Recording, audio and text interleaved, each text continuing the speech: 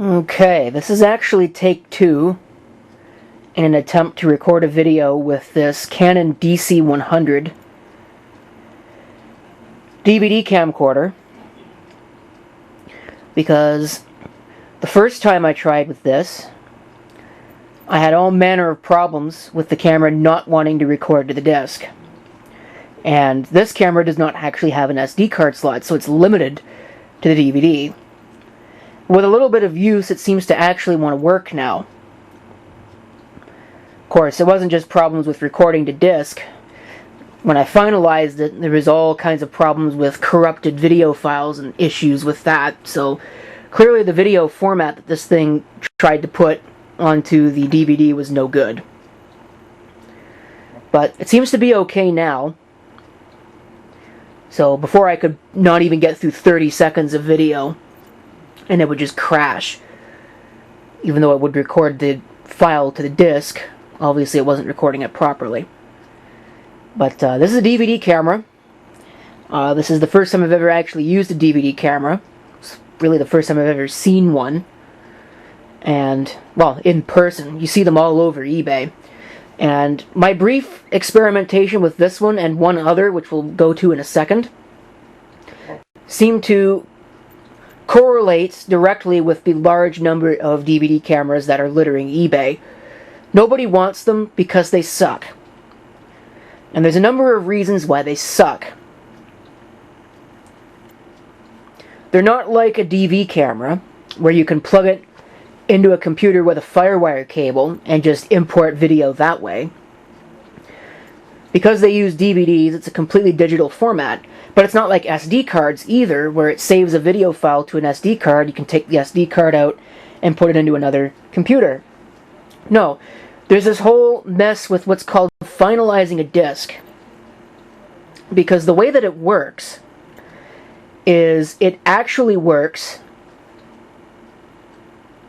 in conjunction with DVD players, because that's really what it was designed for. It wasn't designed for use with a PC, unless you were using the special software that came with the camera. So it's designed for playback in a DVD player or a DVD recorder, such as the case may be, as opposed to a computer.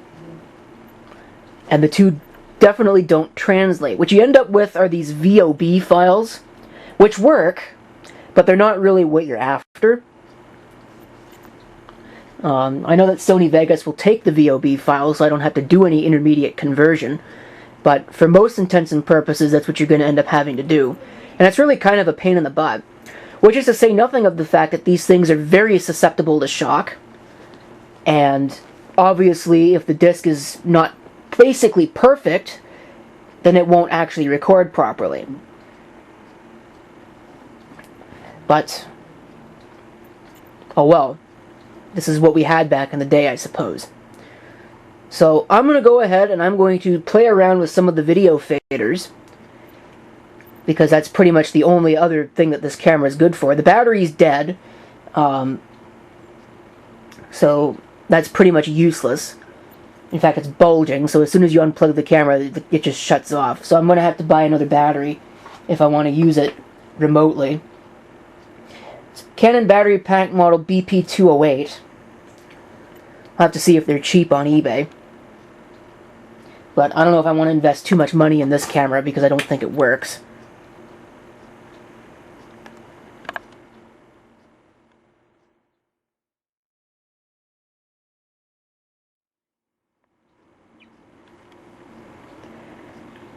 There is the wipe fade.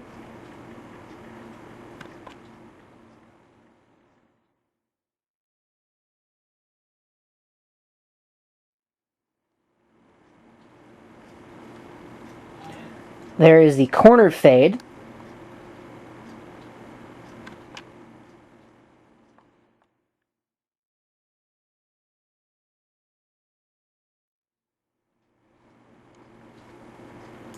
There's the jump fade.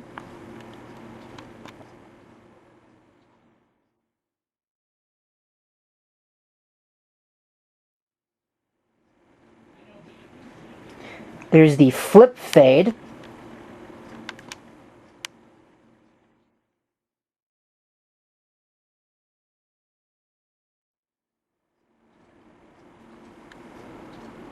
There's the puzzle fade.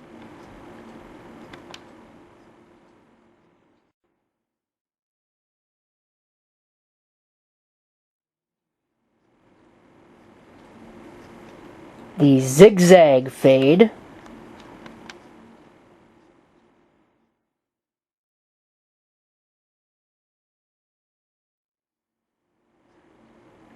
Here's the beam fade, which, if you ask me, is probably my personal favorite out of them all.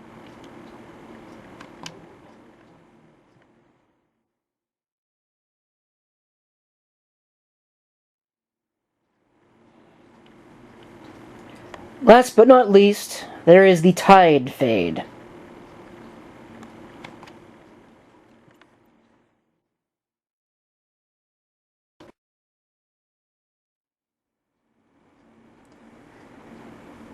Here is the other camera I was talking about. This is the Samsung model SC DX103, NTSC of course. Doesn't have a date on it. Probably not that much newer than this camera that I'm using now, if newer at all. It's missing the battery, and unfortunately this one actually needs the battery in order to function. Or if it doesn't, it's because the little DC input on the back that it would have is a little bit busted, perhaps.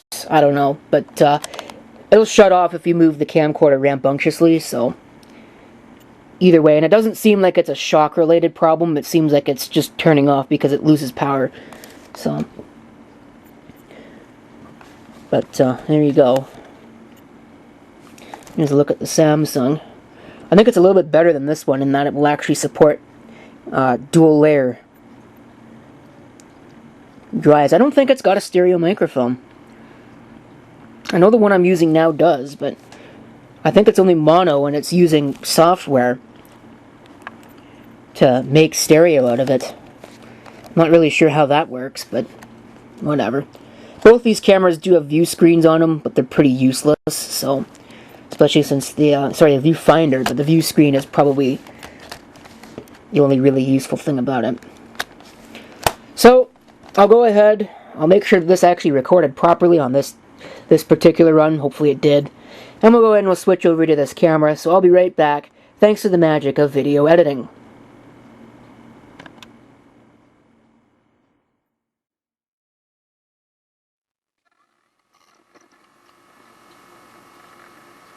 Okay, we're now attempting to record with a Samsung model SC-DX103 DVD camera. My first experiments with a DVD camera were not too great. I have a Canon DC100 that seems to have issues with the mechanism. Doesn't want to record video clips longer than 30 seconds, it just faults out. Even though it records into the disc just fine, it just doesn't really want to work. This one, on the other hand, seems to be okay. It's behaving a lot better. So, we'll just see how this turns out.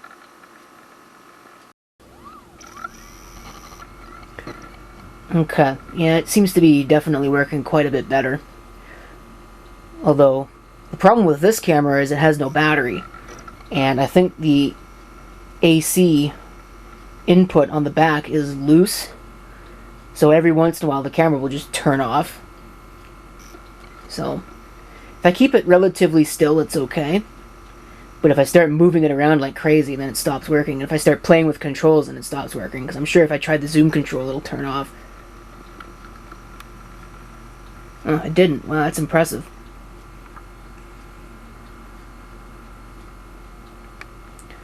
But yeah, I do have a battery on order. I don't know when it will get here. But I guess when it does, we do have a winner as far as these DVD cameras are concerned. So that's pretty neat. Here's that Canon camera I was talking about, or was using previously. DC100 DVD camcorder. It does have a stereo microphone. I'm not sure if this one does. But again, I guess that's something we'll find out. can see the view screen kind of just flops. And there's the battery pack, which is bulging and no good. Let's see if I can get it out.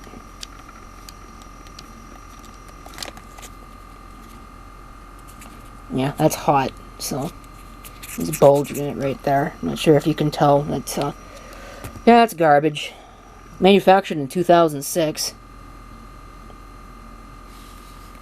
Not sure why they put the reset switch underneath the battery. That seems kind of dumb to me, but whatever. The layout on this thing is kind of stupid anyway, because the DC input's on the front for some reason. I don't know why they did it that way.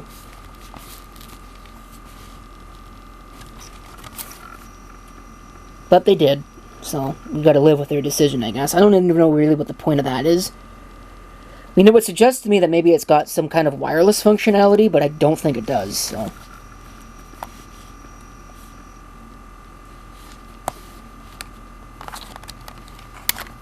Of course, here's the AV out. I don't even think this has USB, I just noticed that. No, looks like just AV. Of course, it doesn't have an SD card slot, so maybe that makes sense. I also love how it says DC 7.4 volts, and yet the AC adapter is 8.4 volts. But that's a Canonism, so whatever. Hey, it's not over. No, it's not. We're going to have a discussion about why these things are crap. Because I'm sure somebody is going to ask me about my opinion on it, and I said that they sucked. Why do they suck? On the surface, they seem like perfectly decent camcorders. Okay, so let's talk about the actual format itself before we get into these particular cameras. We'll talk about the medium they use to record onto. These DVDs, now this in particular, what I'm using are DVD-RWs because I hate wasting discs, and these things are not cheap, so I figure I might as well get rewritables so I'm not spending, you know, $50, $60, $70 per pack of 3 discs every couple of months. And there's another reason for my doing so that I'll get into in just a second. They're woefully obsolete, so good luck finding them. I happened to find these on the American Amazon and was able to get them imported. So, cool, good for me, right? Well, maybe not so good for me, because I was looking forward to actually playing with these. You see, I've always had a certain lust, I guess you could say, towards DVD camcorders. Always thought it was a very interesting idea. You know, I've got a couple of CD Mavicas, which is basically effectively the same thing. It's just a still camera instead of a video camcorder, but you know, I've always wondered why these things were so plentiful and cheap on eBay. Well, here's why. So, the problem with the format is the way the format is designed. You see, with a DV camcorder, you've got a tape. And what you do to import that into a computer, or play it back on your TV, or what have you, is you plug in the appropriate cable. You turn the camera on, you rewind the tape to the position you want it or to the beginning, you press play, and it does its fancy magic. You know, maybe you press record on something else. Okay? That's how that works. Straightforward, easy, what have you. I am a big disbeliever in the DV format. I think it's crap. I'm sure I'm going to get pushback in the comments for daring to state that opinion, but quite frankly, it's not even so much the format itself, but it's the tapes. I hate the tape formulation. It's so garbage. You know, the tapes last like one use, and then they start developing dropouts. It's awful. But anyway, that's not really the point. The camera I'm using right now is a hard drive camera, but the same idea applies to a flash-based camera like that one back there. What happens when you record on those? Well, you get a file that gets saved to either a hard drive in the camera or to an SD card in the camera. Now, to get those to your computer, you plug the USB cable from the camera into the computer. It shows up as a drive on your machine, and then you can drag and drop files off of it.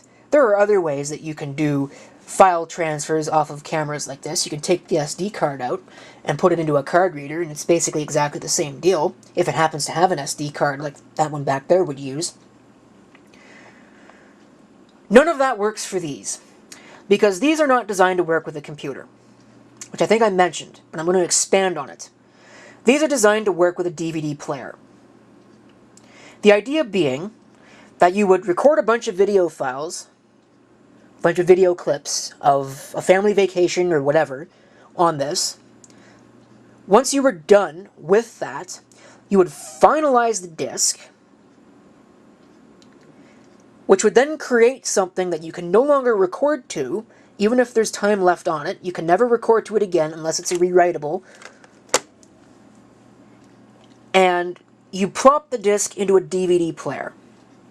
And the DVD player will bring up a nice little index page where you can move over and play things. You've seen them before. I'd imagine anybody that's into this kind of thing will have seen them before. Here's the issue. There's no standard for how a camera finalizes the disc, at least as far as I can tell, because these two cameras do it differently. And I'm going to tell you now, this one does it in a way that's actually usable on a computer without too much fuss. It can be a little bit annoying, especially if you use a different video editor than what I do, or you're trying to play back the files and your video playback program doesn't necessarily support raw video transport stream files like this thing creates. This one, oh my god, what a turd. But we'll talk about that in a second. So we'll finalize the disc. The big problem I have with that is once you finalize it, you can't unfinalize it. Unless you're using a DVD-RW, I know that. You may even be able to get away with unfinalizing. I know they've got options for unfinalized disc. I don't know if those options will work with a recordable disc rather than a rewritable. But it's a lot of extra work to unfinalize a disc. A lot of extra sitting there waiting for the camcorder to unwrite whatever it wrote and get back to a point where you can record files. So if you forget to do it, you might end up missing whatever it is that you wanted to shoot a video of. You know? Like, who the hell thought that was a good idea? It wasn't. So, what I don't really understand is why these things cannot record video clips as whatever format it wants. I really don't care. Record video clips, and that's it. Maybe index them later. You know? But I'm pretty sure that it's all got to do with the fact that these things are supposed to be compatible with DVD players and not computers. Okay. So, what makes this a turd where this is not so much of a turd in that format? This one creates separate files for every clip. Or at least it seemed to. I only did one finalized run. Maybe I got lucky. I don't know. So, again, that's a lot easier to deal with than a lot of other things. You may need to convert the video file in order to get it to work, but at the very least, that one video clip, there's nothing fancy about it. It's just one clip that's the length of the clip that you recorded, so you can throw it into a video conversion program and there should be no issue. Maybe some minor corrections, some loss of quality here and there, whatever, but it's easy enough to deal with. This piece of crap over here combines all the video clips, or at least it tries to,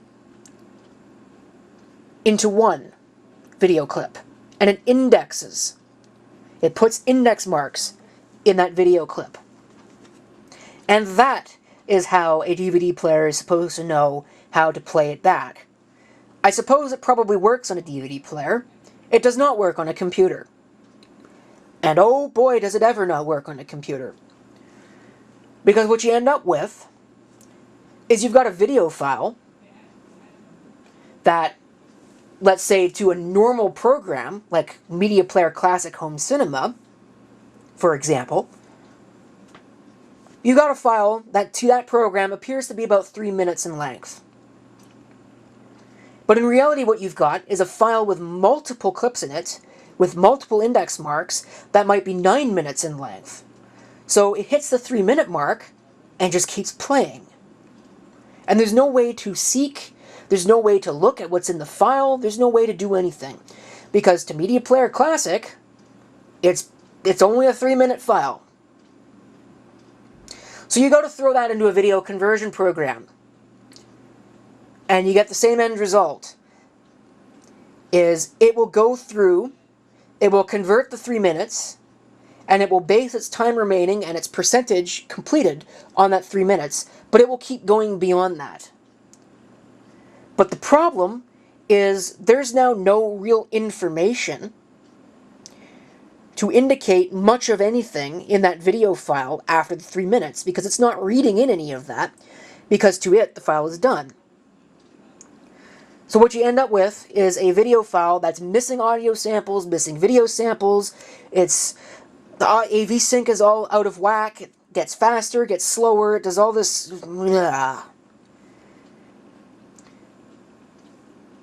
So, no. That was a horrible decision. Whoever decided that was the way that it should be done. Horrible! So, again, I'm going to say it. The wonderful thing about standards is that there are so many standards to choose from. In this case, there is no standard, it seems. Now, I went on eBay. I actually, because I'm a glutton for punishment, I went on eBay, found a lot of what was listed as DVD camcorders and bought it, without realizing that, well, 2 of the cameras that were there are mini DV, and the seller just, I guess, assumed that DV meant DVD.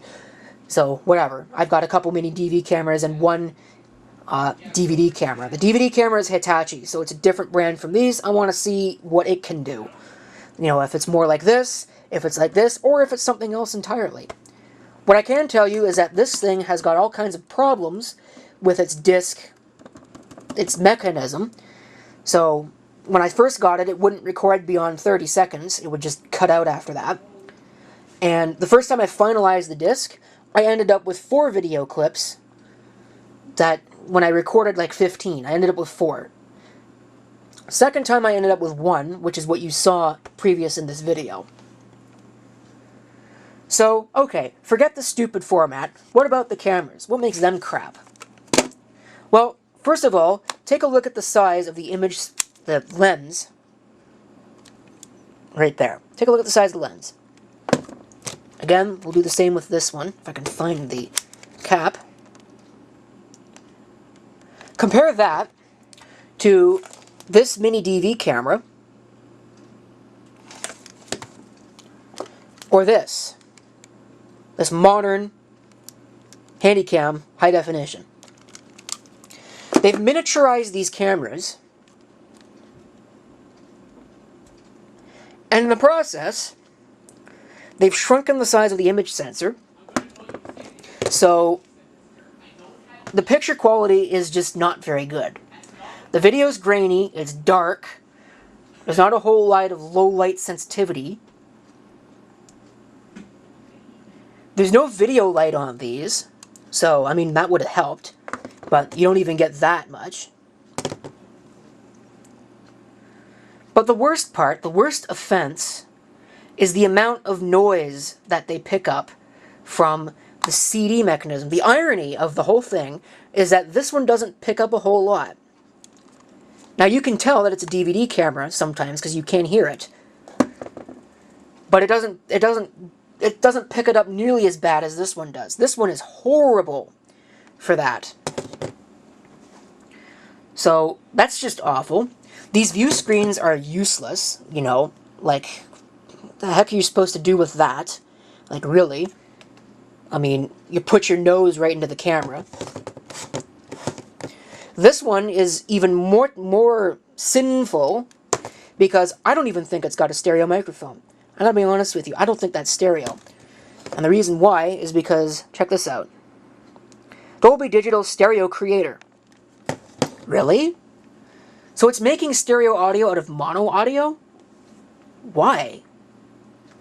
Like, I don't get it. So, yeah, these are garbage, and I pity the fools who bought them, thinking they were oh so great and cheap and nice, and I pity more the fools who have to go through the dissatisfaction of having to get video off of these things, because holy crap, what a miserable time you are going to have, especially if you've got one that does it the way this one does.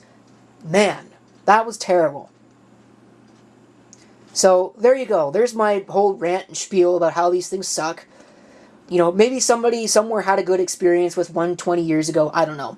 But time has moved on. And in comparison to even DV cameras, like that, HDV cameras, whatever, it's the same format, really. They're so cumbersome to use that it's almost not even worth it.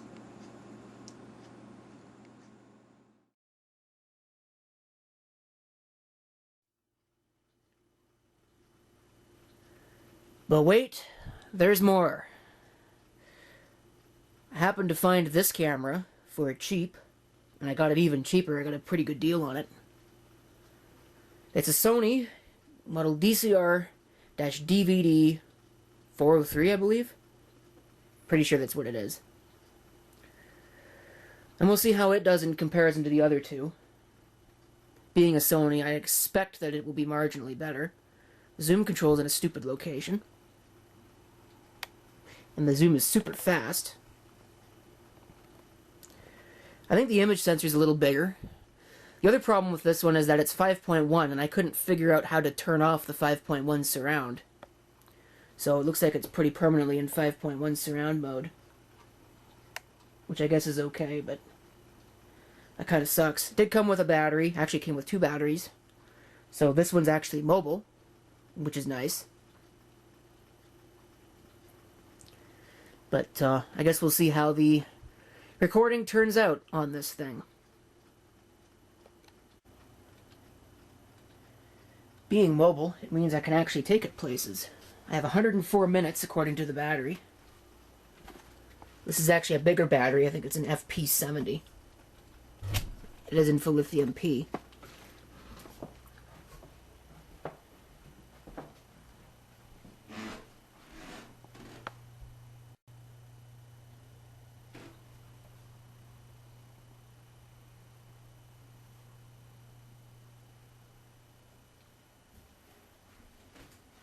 I can actually turn the light out.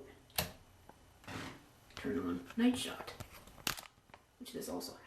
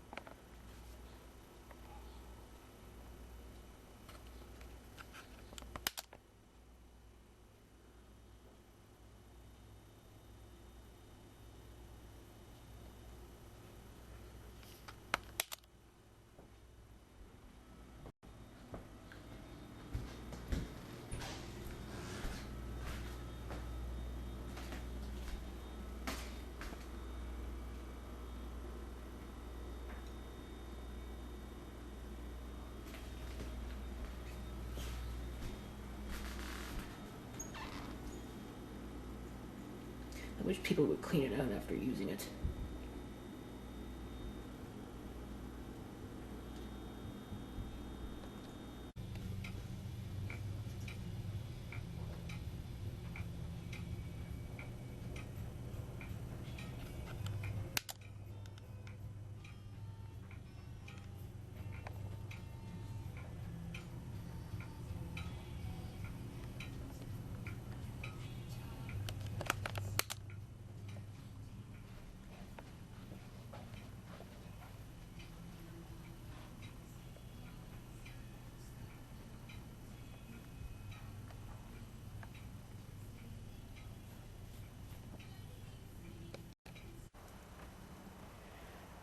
Over an outdoor test.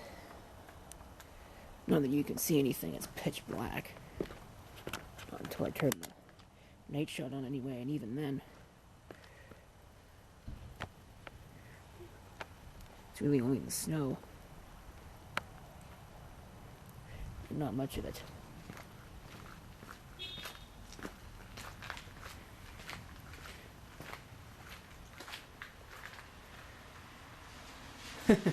Wow, this thing does not focus very well. That's terrible. Okay, well.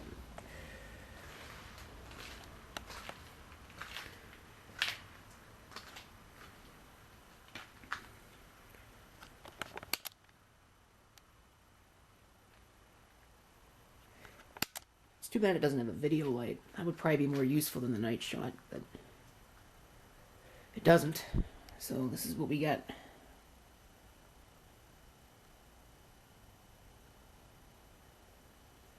Something tells me I've got a lot of cleanup work ahead of me through the rest of this weekend.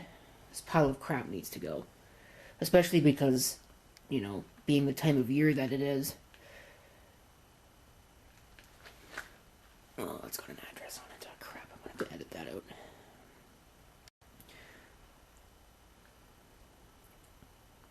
You can see quite the disaster. Nobody needs to make a comment about it, and I already know what kind of state it's in.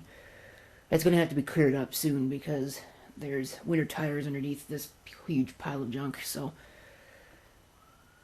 probably will continue with that throughout the weekend, but testing this camera has taken priority because I'm working on a video with it and I want to get that video done, so I'm still waiting for the battery for the Samsung. I may just put that into another video.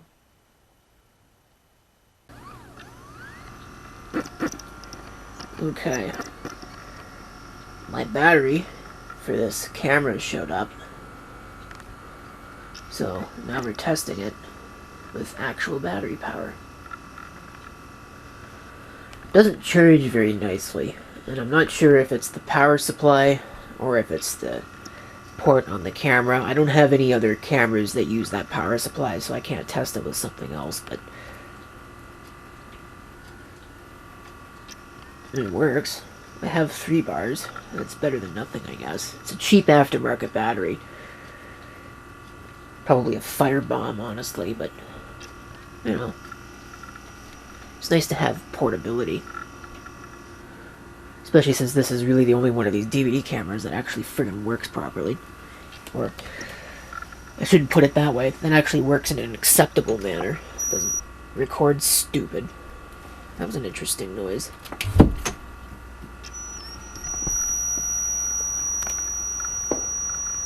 That sounds great.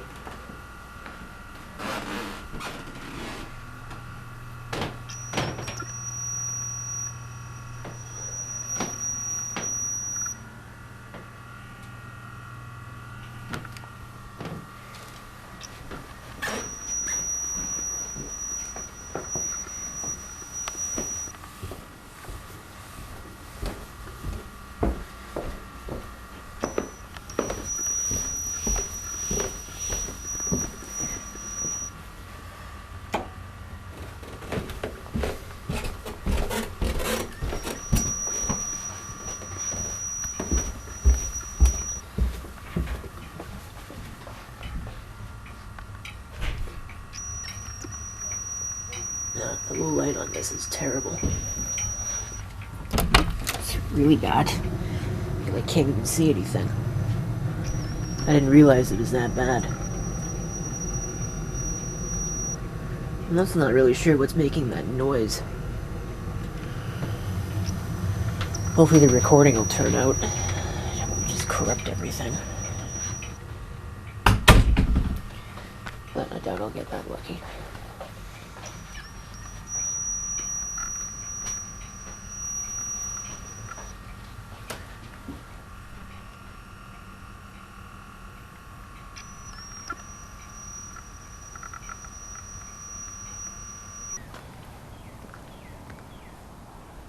Well, at least it'll hopefully do decently outdoors. Should be more than enough light for it to work. Work acceptably well, assuming it's actually recording and not completely screwed up.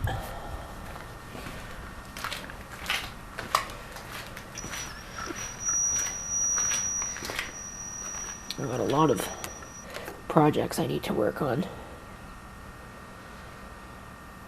Ugh, should probably get those working, those two Kirby's. Or at least get one of them working and then figure out what to do with the other one. This case was supposed to go in the garbage. I guess people don't listen to me. Whatever. I may just put it out on the curb and if somebody wants it, they can go grab it. Yeah, there's lots of projects to work on. The battery is almost dead. Wow, this battery is terrible. It's supposed to be brand new. Maybe it's new old stock, I don't know, but it's awful. I wonder how much snow is still left back there. If I can actually record anything. Not much. No, that's actually kind of neat. There's not a whole lot of snow left. Of course, it's probably still wet and I shouldn't be walking on it, but I'll give it some quick testing. Well, the camera's not really squealing too much anymore, so that's neat. So, there's a rabbit that I didn't even notice.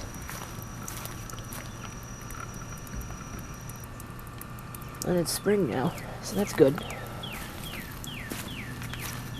Things are definitely looking up, as far as the weather's concerned. But still got a long way to go before summer hits. It's still pretty chilly out. I've got a lot of work ahead of me, a lot of things I need to get done this year, because I've just been putting things back and pushing things back. I forgot about these. That's hilarious. They've been no hero winner. I should probably scrap them. Whatever.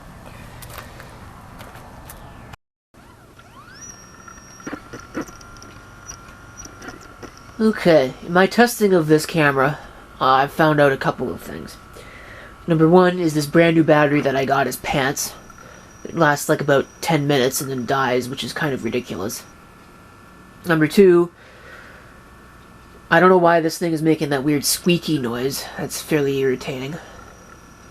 But it is. There's not much I can really do about it. And number three, the audio quality is just absolutely terrible. So, either way, we're not done yet. I have another one that actually came with some accessories. It's a Sony. You can see here, it's model DCR-DVD403. It's actually a surround sound camcorder. But, of course, I've already done some testing with this, and I've found that it behaves exactly the same way that the Canon does, which effectively almost makes it completely useless for making any kind of videos. So, there's that. Oh, and the conversion process to get it to actually work with, you know, a program that is not designed in the 16th century. When you do that, you lose the surround sound. So, whatever. I guess it doesn't really matter, ultimately. Surround sound is such a gimmick that honestly, I don't even think you're going to get much surround on this anyway. So, it's here. It works. I don't think it came with the battery. I'm pretty sure that's one of my batteries from a different camera, but this one has night shot, which is actually pretty neat. Oops. Oh, crap. Alright. There you can see. Yeah, I have the disc out. The disc is sitting over there, but anyway. It's got night shot, which is probably the only redeeming feature of this camera. Alright, let's wrap this video up. So the conclusion to take from everything that you have just seen is that there is a reason why DVD camcorders are all over eBay for cheap prices. They're terrible in all different kinds of ways, but the most important is that the format is absolutely cumbersome to work with. It's designed to be played on a DVD player on a TV. It's not designed to be used with a computer. The unfortunate thing is that the majority of people who actually use cameras probably want to put the video onto their computer for editing and or uploading to YouTube. even back when these were made, because these aren't that old. That's pretty much it. I have nothing else to share, so thank you for watching. If you've got any comments, feel free to leave them down below.